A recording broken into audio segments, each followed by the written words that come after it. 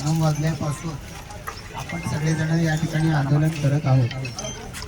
आपण सगळेजण इथं आंदोलन करत असताना आपण सगळ्यांची एक मोठी मागणी आहे, ती म्हणजे आम्हाला जर इथून हलवायचा असला तर आमचा पुनर्वसन दुसरीकडे कुठेतरी करून द्या।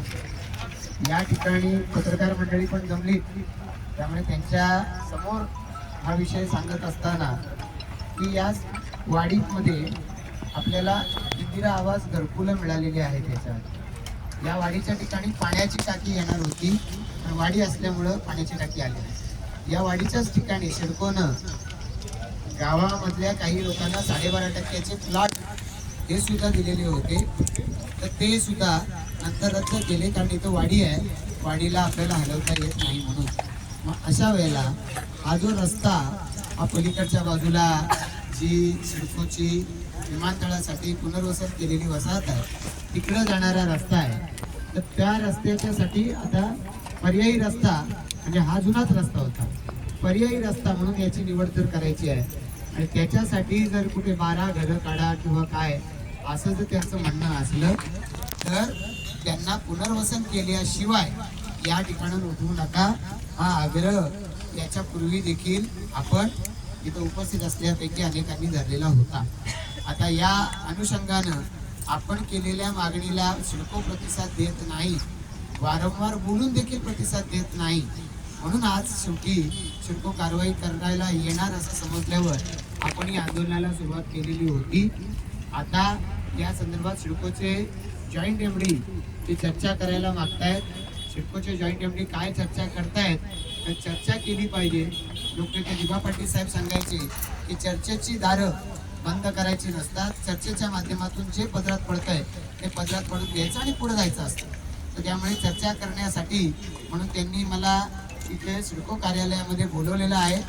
फक्त एवढंच आहे की सिडको कार्यालयामध्ये इथं मी जाणार, इथं काय चर्चा करणार, त्यांनी आपलं ऐकलं तर आनंद घेऊन आपण इथे येणार आहोत, तर त्यांनी ऐकलं नाही तर मी परत इथे येऊन बसणार आहोत। असं नाही का संध्याकाळ झाली 5 वाजले आता चला इथंच मुक्काम करणार, उद्या पण म्हणजे इथंच या ठिकाणी राहणार जोपर्यंत पुनर्वसन होत आहे हे सांगत नाही किंवा कारवाई आम्ही यापुढे करणार नाही हे सांगत नाही तोपर्यंत आता दिलेलं आपलं धरणं आंदोलन हे रद्द होत नाही।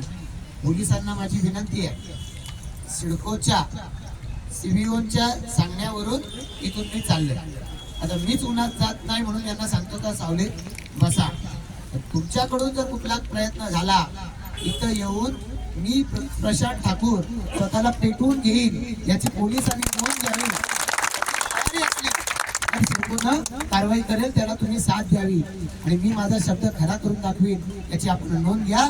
आपण फसवलं जर मला आणि इथल्या आमच्या ग्रामस्थांना तर मग मी जे बोललो ते पूर्ण केल्याशिवाय राहणार नाही याची नोंद घ्या।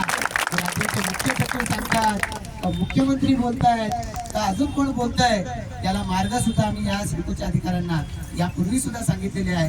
हा मार्ग जो आहे आपला JPTचा तो झाला पाहिजे, हे काम झालं पाहिजे, सगळं आम्हाला मान्य आहे आणि ते होण्यासाठीचे पर्याय मार्ग सुद्धा आम्ही रेल्वेच्या अधिकाऱ्यांना याच्यापूर्वी सांगून झालेले आहे।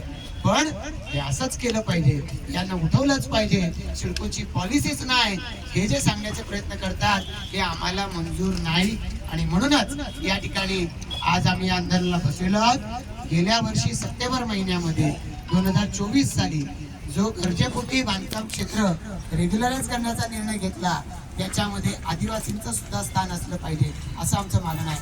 तुम्ही म्हणाल लोकप्रतिनिधी म्हणून तुम्ही त्यावेळेला का मागणी केली नाही, तर प्रकल्पग्रस्तांचा हा 1995 सालापासून दिबा पाटील साहेब असताना पासूनचा प्रलंबित प्रयत्न होता, तर त्यांच्या एक प्रकल्पग्रस्तांचा जो प्रश्न आहे त्याच्यामध्ये खोडा घालू नये म्हणून तो मान्य केला।